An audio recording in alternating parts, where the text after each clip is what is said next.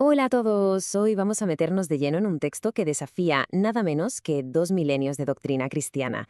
La fuente, un escrito titulado Discurso Séptimo, lanza una idea que la verdad es bastante provocadora, que nuestra forma de entender el Espíritu Santo como una persona podría ser en realidad una desviación de un concepto mucho más antiguo y dinámico. Así que vamos a desmontar este argumento pieza a pieza y a ver qué encontramos.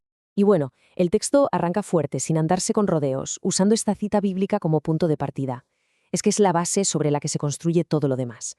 Esta idea de que había una verdad original, muy sencilla, que con el tiempo acabó corrompida por una complejidad que no hacía falta.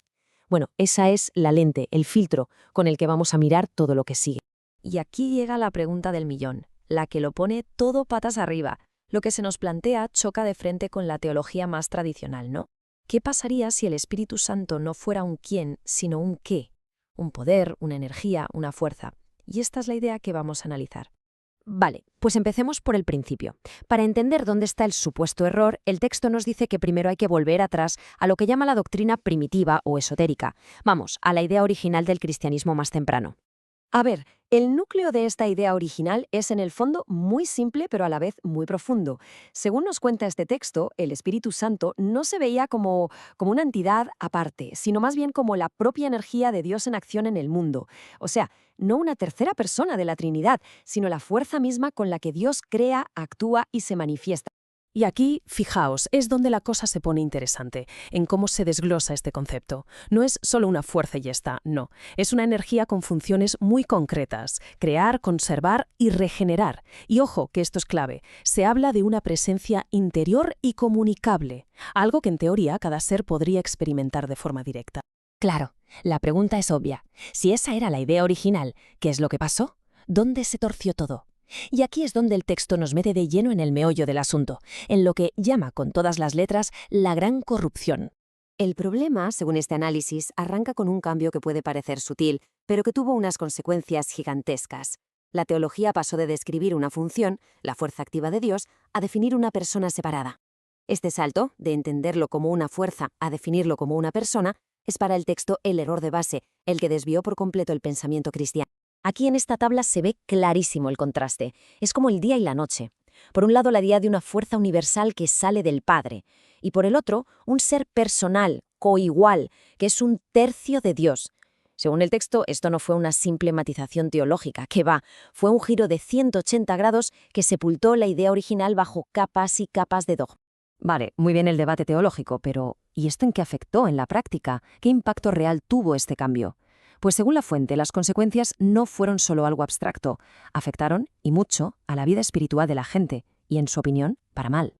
Lo primero que se señala es una especie de bloqueo, una parálisis del entendimiento espiritual.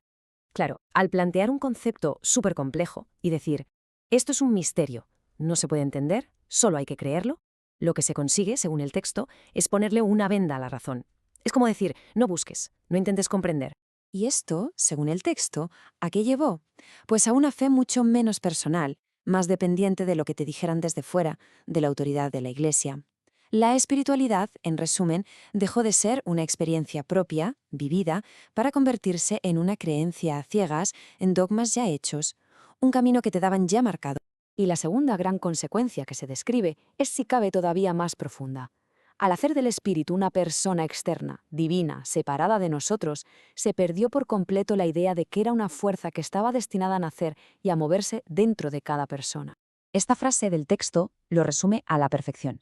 La meta no sería adorar a una tercera persona que está por ahí fuera en el cielo, sino reconocer y hacer nuestra esa fuerza divina, integrarla en la propia conciencia. Básicamente, lo que esta corrupción hizo, desde este punto de vista, fue sacar fuera un poder que en realidad estaba pensado para ser nuestro motor interior. Claro, un cambio de este calibre no pasa de un día para otro. El texto nos da unas pinceladas de historia para que veamos cómo esta corrupción se fue afianzando poco a poco, a lo largo de los siglos. En esta cronología vemos los momentos clave que señala el texto. Todo empieza con un periodo de bastante confusión entre los primeros teólogos, que no lo tenían nada claro. Luego, los grandes concilios, como el de Nicea o el de Constantinopla, son los que ponen orden y convierten la Trinidad en un dogma oficial. Y por último, llegamos a la Reforma, a la que el texto le pone, digamos, algunos peros. Y aquí viene una crítica bastante potente. Sostiene que la Reforma, que fue importantísima por supuesto, se quedó en la superficie. Es como si hubieran limpiado la fachada del edificio, pero no se atrevieron a bajar a revisar los cimientos. Con el tema del Espíritu Santo, la teología protestante básicamente heredó el mismo dogma que se había fijado siglos atrás, sin cuestionarlo. Bueno, y después de todo este diagnóstico, ¿qué solución se propone? Y con esto llegamos a la parte final del argumento, una llamada a recuperar lo que el texto considera que era la visión original, la esotérica del cristianismo.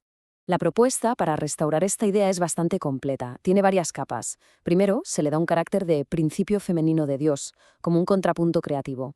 Segundo, se insiste en que es la fuerza vital que está en todo, en la naturaleza y en el alma. Y tercero, y esto es fundamental, se le identifica como ese poder que nos transforma por dentro, que va formando el Cristo interno en cada persona. El texto termina con una visión bastante optimista de lo que pasaría si se volviera a esta doctrina. Defiende que la fe ya no sería ciega, sino que se basaría en una comprensión directa, que la religión y la ciencia podrían incluso dialogar, y que el objetivo final de la vida espiritual estaría clarísimo: convertirnos conscientemente en un templo para ese espíritu. Entonces, resumiendo el veredicto final del texto, la idea original del Espíritu Santo como la fuerza viva de Dios era algo sublime, práctico. Al convertirlo en un dogma supercomplejo, según esta visión, se volvió algo oscuro, autoritario y, al final, estéril.